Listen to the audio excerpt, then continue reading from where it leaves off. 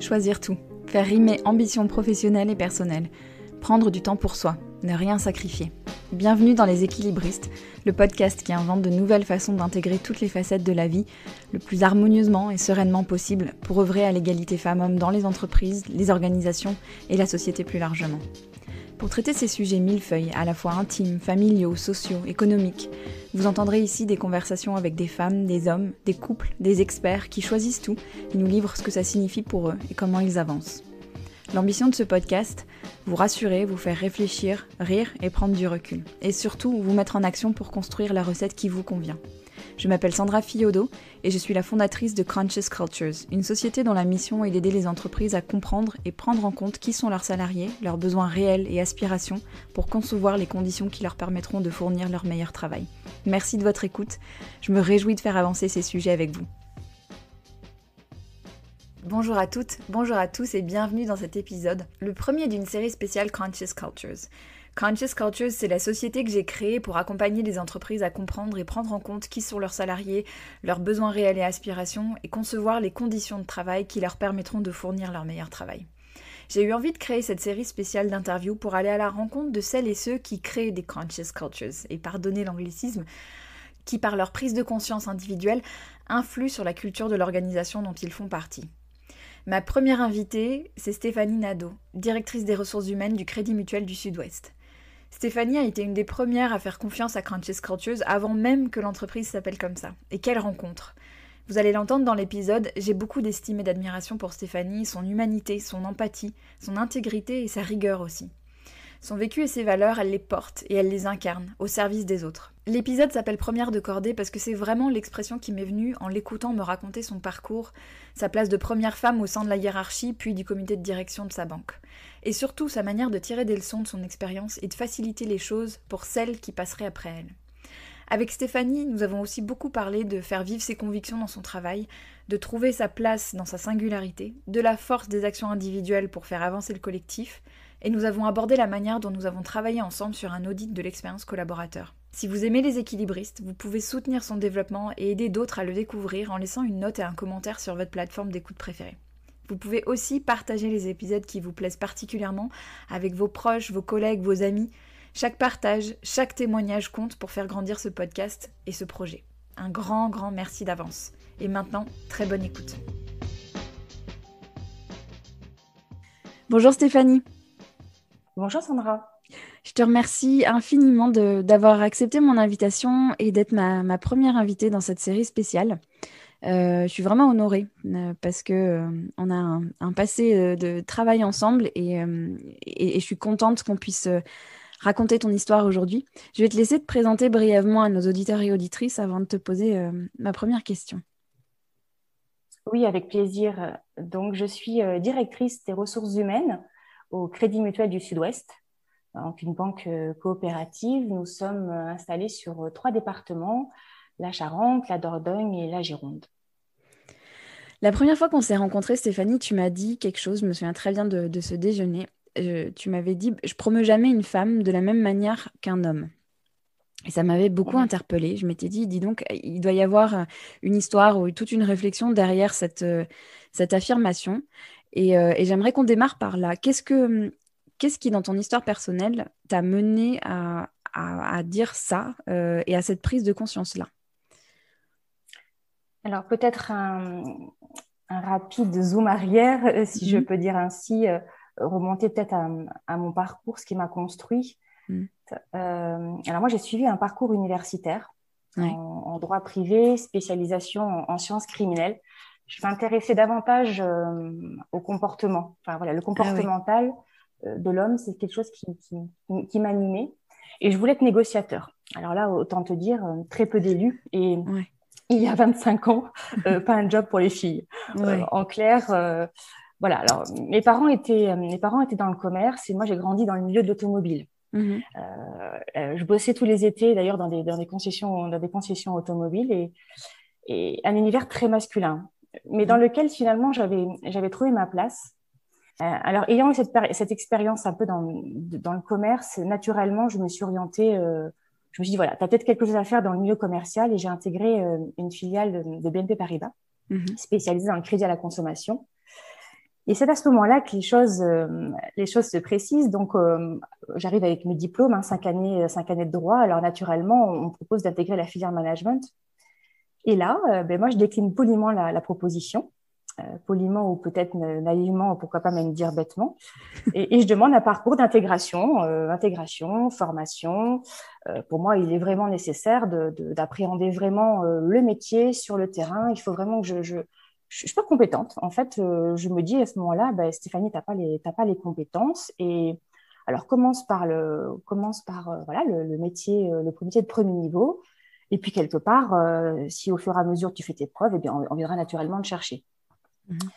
Alors là, déjà, le phénomène d'autocensure, il est bien présent. Hein. Le complexe de l'imposteur, peur de ne pas être crédible, de prendre les pieds dans le tapis, évidemment. Alors, ça n'a pas duré toute ma carrière, bien évidemment, mais j'ai longtemps quand même visé l'excellence et toujours alloué mes réussites principalement à mon équipe. Ouais. Ça, c'est quelque chose qui était assez marqué. Et pourquoi je fais attention à promouvoir les femmes différemment? Alors, moi, ce qui m'a peut-être aussi aidée, je voudrais peut-être le dire, c'est que les propositions d'évolution qui m'ont été faites pour intégrer à ces postes de cadre, elles ont été faites à la fin de mes 2 congés maternité. C'est quand même incroyable. Moi, je trouve ça assez fort qu'on vienne quelque part me chercher avant ma reprise. Et qu'on me dise, Stéphanie, on a pensé à toi. On a envie de faire une proposition. Et là, déjà, je me dis, quand même, j'ai mon bébé, ça pourrait me freiner dans ma carrière. Eh bien, non. On vient plutôt me faire une proposition à ce moment-là. Alors, ça veut dire aussi, est-ce que c'est le bon moment pour moi? Peut-être pas, parce qu'il y a aussi un autre débat sur le sujet de la disponibilité. Mais tout de même, ça a déclenché en moi l'idée que, tiens, on vient s'intéresser à moi. Alors que quelque part, je ne suis pas dans une posture de... J'ai fait une pause quand même. J'ai fait une pause dans ma carrière. Et donc, quand tu dis « je promeux jamais une femme de la même manière qu'un homme », ça veut dire quoi concrètement aujourd'hui? Qu'est-ce que tu avais identifié dans ton comportement à toi? Ou peut-être, je crois qu'une de tes premières missions au CMSO, c'était de mettre des femmes à des postes clés, de remplacer des hommes par des femmes. Et que tu avais appris beaucoup de choses en menant cette mission-là? Oui.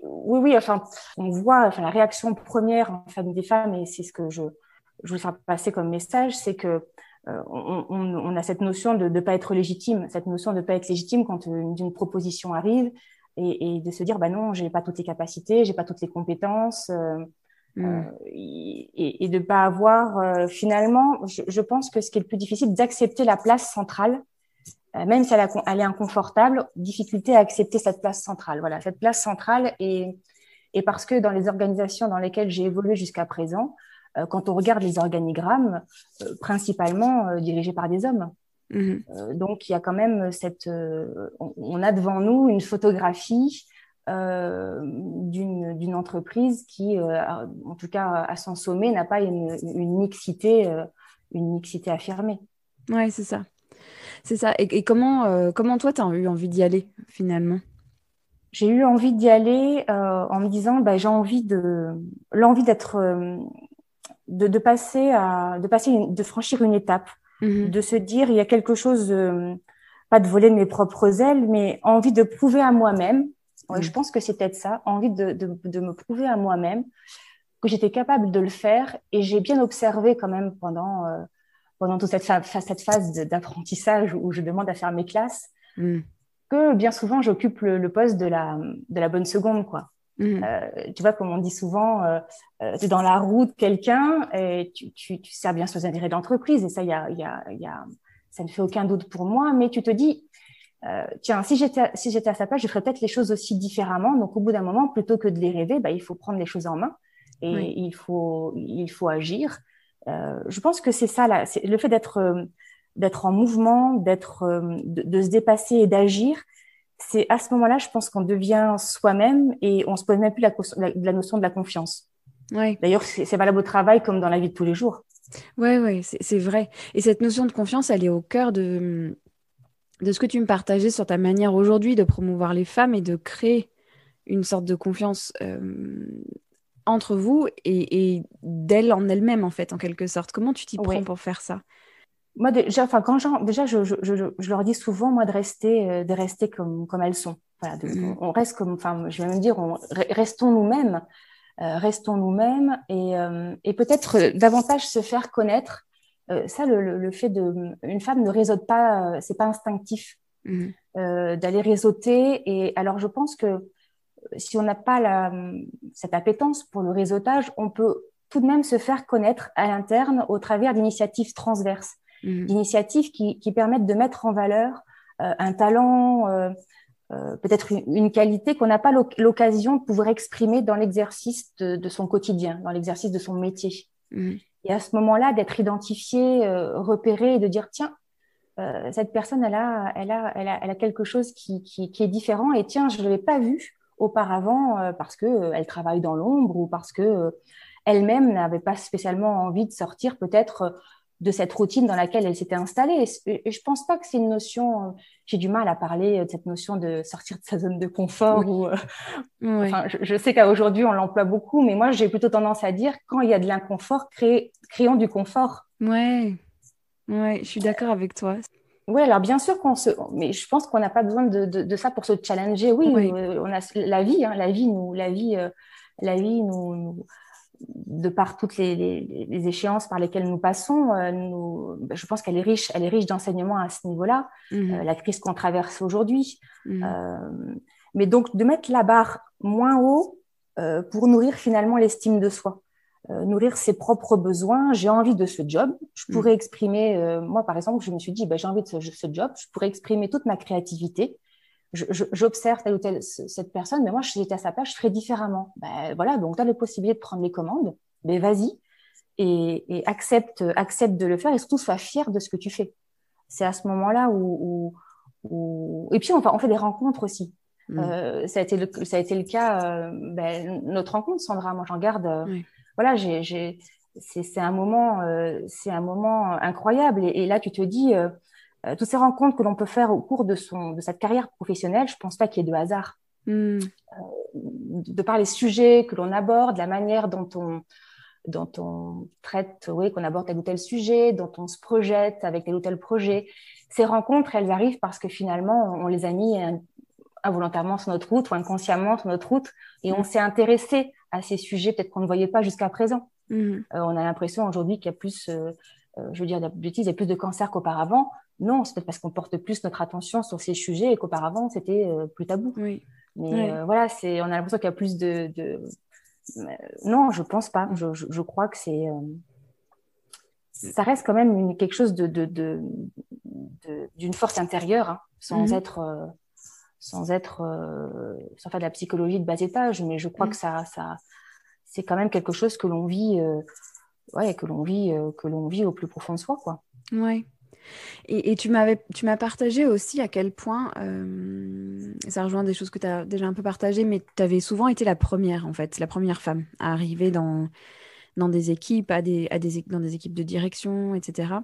Et ce qui m'a frappée dans ce que tu partageais, c'est à quel point tu avais réinjecté ce que tu avais appris et ce qui avait peut-être été difficile pour toi, comment tu t'étais attelée à améliorer les choses pour celles qui passeraient après toi. Tu avais conscience de ça ou comment ça s'est passé? Non. Ouais.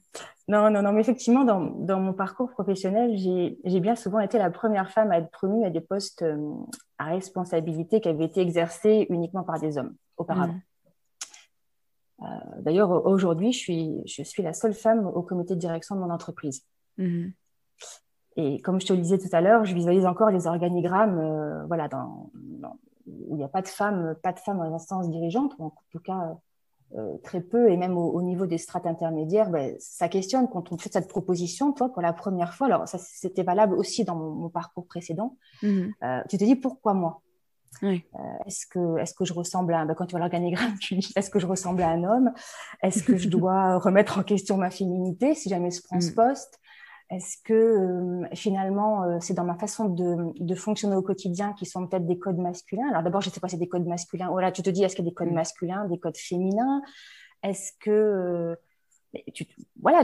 ça questionne. Alors après, tu vois, par rapport à ce que je t'ai raconté auparavant, c'est le fait d'avoir évolué dans un univers qui était uniquement masculin, moi, jusqu'à présent, je ne m'étais pas posé la question. C'est quand tu arrives dans ces postes-là et que tu dis qu'il n'y a aucune femme. Voilà, alors je ne suis pas, je sais pas si on pourrait dire une féministe dans l'âme. Moi, ce sont des hommes qui m'ont permis d'évoluer, hein, et même qui m'ont aussi soutenue. Et d'ailleurs, j'ai eu l'occasion également de soutenir des femmes et de les voir accéder à des postes à responsabilité. Et une fois au sommet, si j'ose dire, ben, elles jettent un peu l'échelle qui leur a permis de gravir ces échelons, comme si finalement l'ascension était tellement difficile pour elles-mêmes qu'elles perçoivent les autres femmes aussi talentueuses comme des rivales. Tu vois, ça arrive aussi. On en parle peu, mais enfin moi, j'en ai connu mais je suis convaincue pour autant que le sujet de la mixité et même plus largement la diversité, ça reste vraiment un enjeu de performance globale pour l'entreprise. Ouais.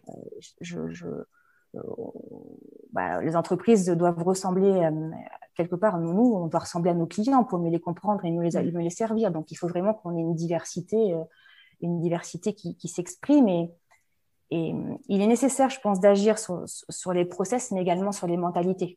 Oui. C'est là où cette notion de première femme, si on a cette notion comme l'interview finalement qu'on réalise en partageant des parcours de vie pour réellement faire bouger les lignes, mais également faire bouger les lignes en interne. On l'a déployé il y a maintenant, ça va faire 2 ans, on a sensibilisé l'ensemble de nos équipes aux stéréotypes et aux biais inconscients.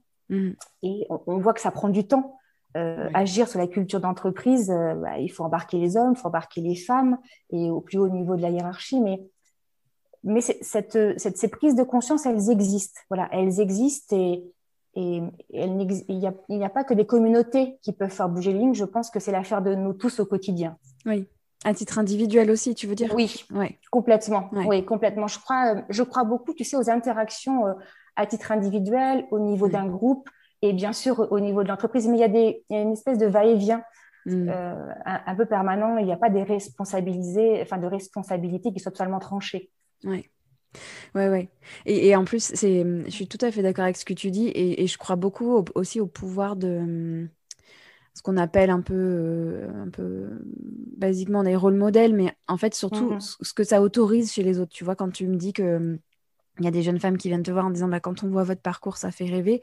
C'est incroyable finalement ce que ça débloque, ce que ça autorise chez les autres de se dire ok, c'est possible pour moi aussi, puisqu'elle y est arrivée. Et qu'en plus, ça reste quelqu'un de...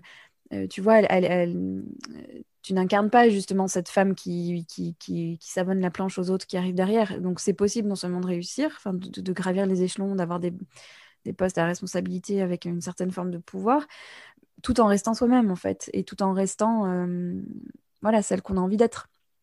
C'est ça que je trouve. En fait, on les encourage, hein, quelque part, elles disposent. C'est elles ont la réponse en elles. Toutes les femmes, d'ailleurs, même tout individu.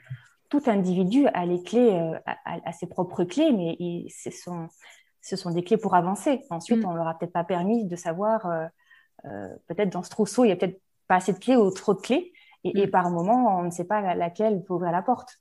Ouais.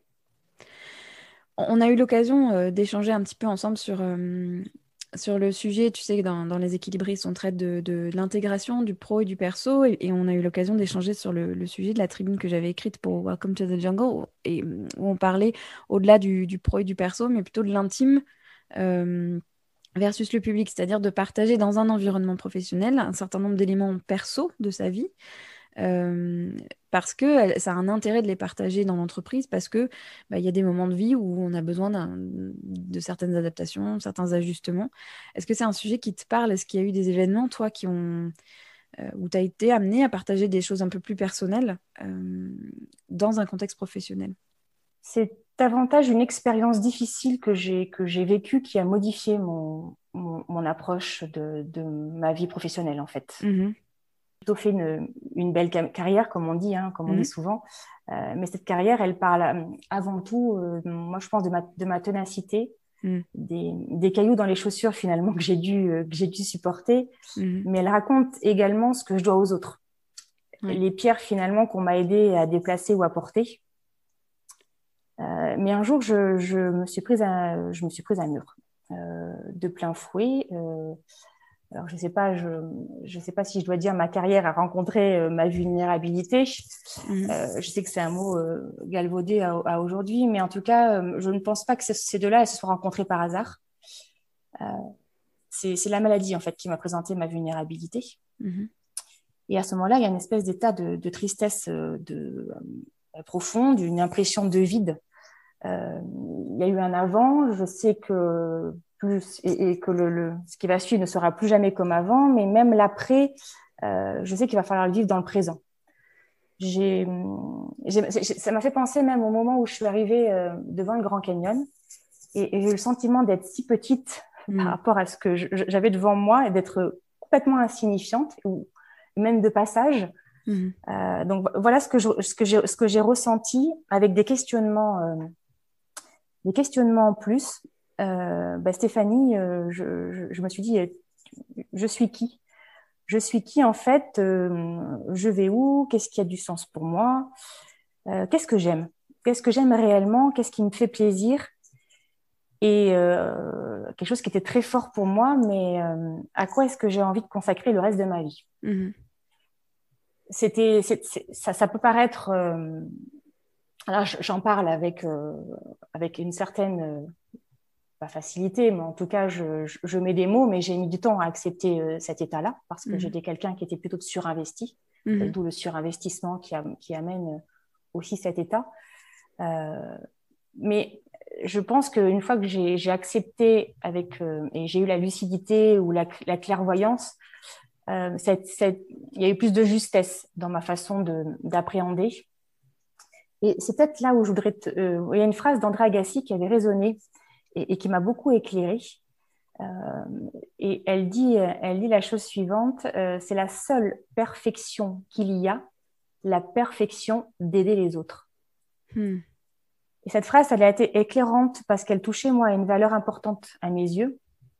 La perfection, c'est ma plus grande qualité, mais c'est également mon plus gros défaut.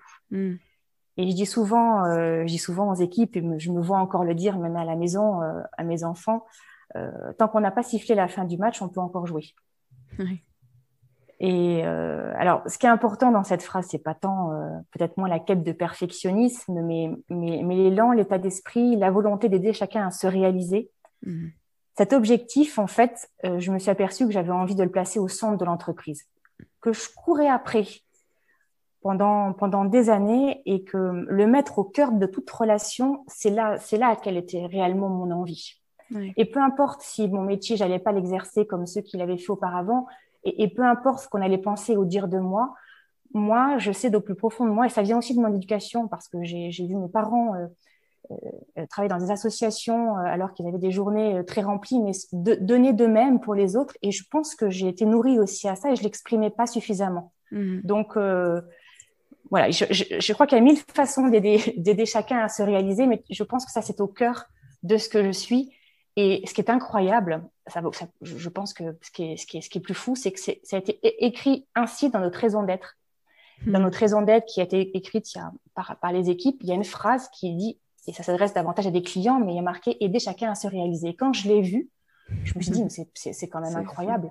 Oui, et ça s'est fait quelques mois, voire quelques années après, donc il n'y avait pas du tout de lien, en plus dans 2 vies différentes, mais voilà, cette phrase, elle va rester, elle dit beaucoup de choses pour moi. Quand on parle d'expérience collaborateur, quand on parle de bien-être au travail, la ligne est souvent fine entre la responsabilité individuelle qu'a chacun de prendre soin de soi, d'avoir au clair ses priorités, etc., et la responsabilité de l'entreprise. Et ça, c'est vraiment une question que je me pose aussi dans le cadre de mon travail, c'est jusqu'où l'entreprise peut-elle intervenir? Jusqu'où elle est responsable, en fait?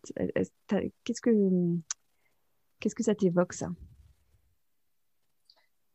Oh, ça m'évoque plein de choses. Alors, moi, j'ai toujours été entourée, moi, de collaborateurs de talent. En tout cas, j'ai toujours prêté attention à m'intéresser à ce qu'ils avaient comme passion, quelles étaient leurs envies, leur vécu. Et ces moments de partage, d'ailleurs, qui nous manquent profondément à un moment où on se parle, je trouve qu'ils sont vraiment enthousiasmants et c'est eux qui me procurent en fait cette énergie créatrice. Moi, je me nourris de ces échanges. Et peut-être que ma plus grande prise de risque, ça serait d'être déconnectée à ces réalités du terrain. Et je pense qu'il ne faut pas perdre de vue que ce sont quand même bien les hommes et les femmes qui composent l'entreprise qui constituent sa première richesse.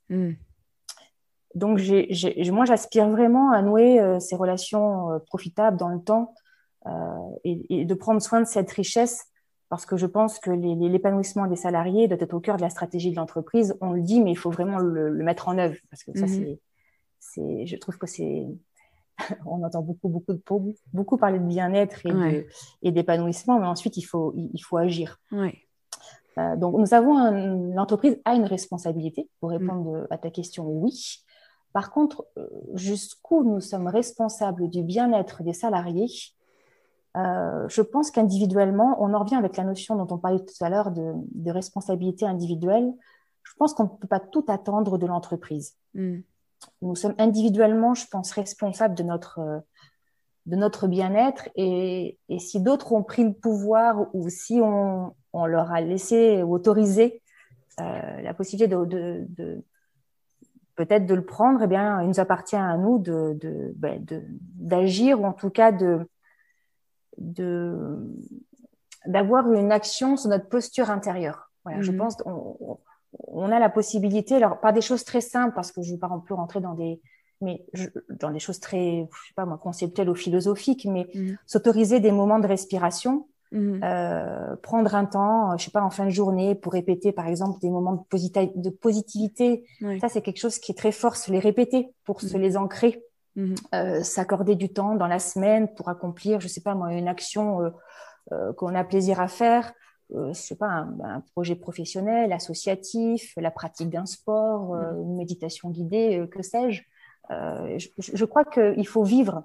La qualité de vie au travail, elle ne se décrète pas et elle se vit. Donc, de par ces moments, ces petits rituels individuels ou personnels, on peut retrouver, et l'entreprise a cette responsabilité, je pense, de le proposer, de l'intégrer pendant le confinement, par exemple, on a mis en place ces rituels, ces moments de respiration, ces moments pour se connecter à soi. Mais ensuite, il faut que ça soit en libre service, c'est-à-dire qu'on propose ces temps, parce que si on propose ces temps, enfin qu'on les impose dans un quotidien qui est très bousculé, je pense que le collaborateur n'en verra pas les bénéfices ou se dira on me les propose, mais j'ai pas le temps de le faire. Donc, quelque part, on se moque un peu de moi. Donc, le poster sur je sais pas, un intranet ou une espèce de petite boîte à outils où je viens à la fois chercher du podcast, de la vidéo, peut-être de la lecture. Et je prendrai ces outils quand j'en aurai besoin ou quand j'aurai le temps pour le faire. Et c'est là où on a une espèce de responsabilité finalement individuelle qui se met en place. L'entreprise propose et le salarié vient prendre ou pas, selon ses besoins, son humeur, ses envies, ses disponibilités, ce dont il a, ce qui lui ferait envie. Oui. Et est-ce que tu peux, très, très en lien avec ça, est-ce que tu peux nous parler un peu du contexte dans lequel on a travaillé ensemble, c'est-à-dire dans lequel on a lancé l'audit de l'expérience collaborateur qu'on a réalisé ensemble. Oui. Qu'est-ce qui t'avait amené à te poser ces questions-là? Enfin, qu'est-ce qui t'a amené à te dire, il faut qu'on s'y intéresse à ce sujet-là? Alors, il y avait 2 points. Il y avait l'entreprise, au sein de mon entreprise, nous avions travaillé et nous travaillons toujours d'ailleurs, sur un axe client qui est l'ambition obsession client, c'est-à-dire avoir une satisfaction client, s'intéresser aux clients, ou en tout cas faire en sorte que cette satisfaction client elle soit au cœur de nos pratiques. Et lorsqu'on s'était rencontrés, tu m'avais éclairé sur toutes les pratiques qui pouvaient exister dans d'autres pays, en tout cas où eux, ils ont vraiment placé l'expérience collaborateur au cœur. Et moi, j'ai eu une prise de conscience là, de me dire qu'expérience collaborateur et les performances, c'est intrinsèquement lié. Ou alors dire peut-être d'une autre manière que l'expérience collaborateur ou en tout cas client sera réussie si l'expérience collaborateur est épanouie. Ça, on avait largement échangé et on disait il y a quelque chose à faire en tout cas avec cet audit de vécu des équipes. Et il est également utile pour moi d'aller questionner cette expérience collaborateur, puisqu'on avait, chaque année, il y a un baromètre qualité de vie qui est publié. Ce sont des données quantitatives, donc qui viennent un certain nombre de pourcentages, qui viennent vraiment donner un peu comment dire, à la fois sur les pratiques managériales, à la fois sur l'environnement de travail, à la fois sur la charge de travail. Donc, ça questionne la qualité de vie au sens large. Et ces données, elles restent très théoriques.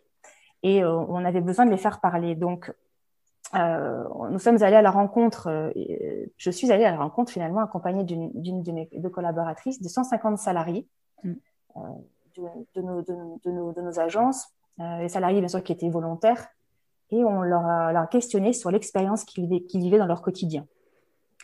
Toute cette matière, alors à l'appui d'outils qu'on avait construits, Sandra, d'outils qui leur permettaient effectivement de partager les sentiments, les émotions, ce qu'ils ressentaient dans le cadre de leur activité professionnelle.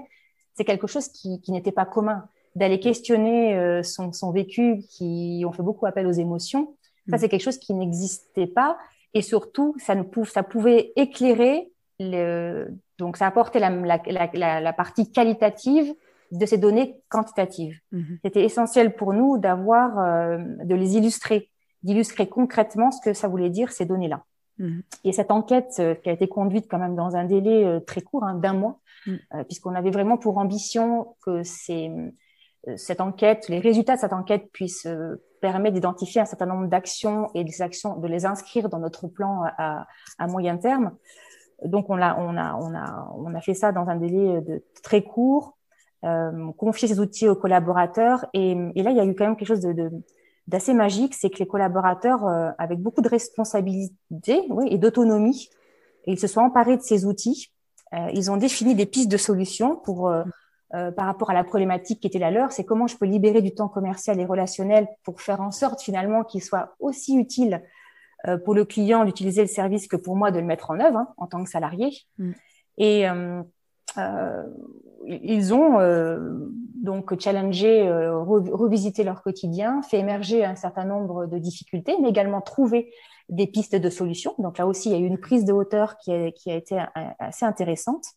Et on a identifié 8 chantiers que l'on a souhaité sponsoriser par des managers et conduit en collaboration avec les équipes pour trouver bien sûr des solutions. Et aujourd'hui, on est en train de déployer ces initiatives en mode test and learn.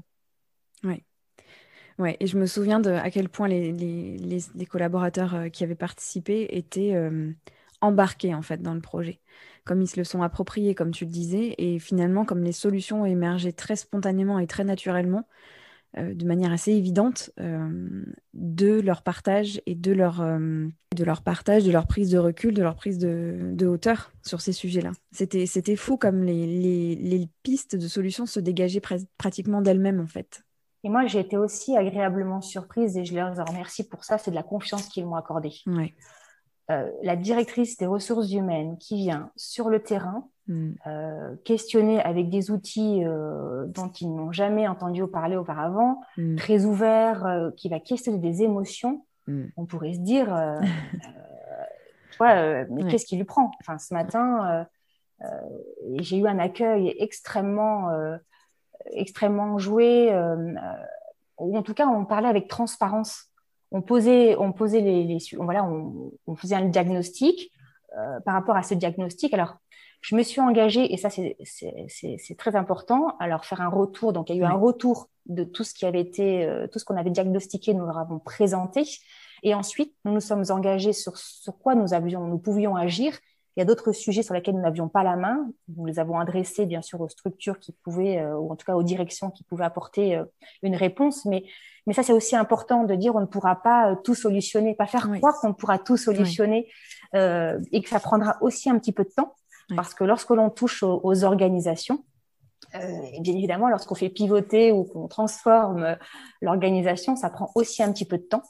Parce qu'il y a 2 façons de le faire. Soit on le fait en collaboration, soit on le fait par la manière un peu plus forte, mais je ne crois pas que ça soit celle en tout cas, c'est pas celle, moi, que j'ai souhaité, c'est pas le chemin que j'ai souhaité emprunter. Et ça prend un peu plus de temps, mais d'associer les équipes, je pense que d'abord, on grandit tous de cette expérience. Et on en sortira, je dis souvent, j'utilise souvent le mot d'expérience collaborateur augmentée. Dans le sens où notre expérience demain, elle sera forcément humaine, elle sera forcément digitale, mais autour de l'émergence d'un collectif qui va être centré sur notre raison d'être. Et ça, je crois que c'est fort, parce que ces valeurs, elles ont beaucoup de... elles parlent, en tout cas, elles peuvent avoir de la portée si elles sont incarnées par nos équipes. Sinon, elles restent à l'état de concept, et en termes de sincérité et pour nourrir une marque employeur, il faut que ce soit avant tout incarné par les équipes. Tout à fait. Je voudrais qu'on revienne un petit peu sur ton parcours à toi. On parle souvent de cette notion de prise de risque dans un parcours professionnel. Qu'est-ce que ça veut dire pour toi? La première réponse que j'ai envie de te faire, ça me fait penser à justement la notion de première femme à prendre des postes qui avaient été exercés jusqu'à présent que par des hommes. J'avais l'impression d'être investie d'une mission, d'une mission de réussir. C'est comme si j'ouvrais la voie quelque part à des femmes. On le disait à présent, à des femmes qui se disent des postes à responsabilité qui nécessitent une très grande disponibilité et un investissement, c'est pas pour moi. Donc, cette prise de risque, ça serait dans le sens où je me disais, il faut que tu sois crédible. Il faut que tu sois crédible, Stéphanie. Et puis, et ne pas tomber dans l'écueil. Comme j'ai évolué dans des univers qui étaient très masculins, le risque serait pu être que j'emprunte des codes ou des attitudes qui sont pas les miennes. Oui. Des façons de manager, peut-être qui me ressemblent pas, plutôt des comportements, des réflexes. Et ce que je trouve, une phrase qui m'a beaucoup portée, c'est celle de Marilyn Monroe qui dit qu'une femme qui veut être l'égale de l'homme manque cruellement d'ambition. Oui. Et c'est ça en fait. On ne peut pas prendre les chaussures de quelqu'un d'autre déjà, ni le costume de quelqu'un d'autre. D'abord, il sera certainement pas ajusté, soit trop grand, soit trop petit. Donc voilà, il faut se construire son propre costume, ses propres références.